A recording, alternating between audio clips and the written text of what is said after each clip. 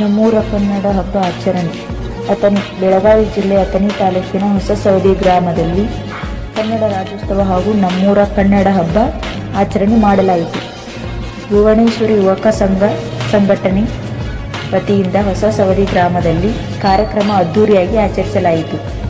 ಜ್ಯೋತಿ ಬೆಳಗಿಸುವ ಹಾಗೂ ಫೋಟೋ ಪೂಜೆ ಹಾಗೂ ಧ್ವಜಾರೋಹಣ ಮತ್ತು ಸಸಿಗೆ ನೀರು ಎರಚುವ ಕಾರ್ಯಕ್ರಮ ನೆರವೇರಿಸಿದರು. ಪುನೀತ್ ರಾಜ್ಕುಮಾರ್ ಅವರ ಫೋಟೋ ಪೂಜೆ ನೆರವೇರಿಸಿದರು.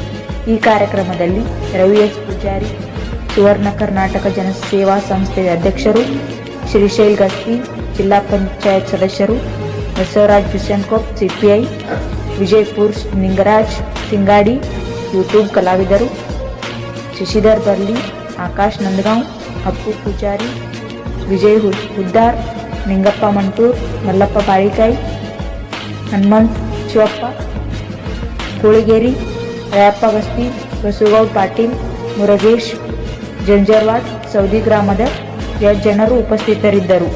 ವರದಿಗಾರರು ಶಿವರಾಯ್ ಕರ್ಕರ್ಮುಂಡಿ. ಕನ್ನಡ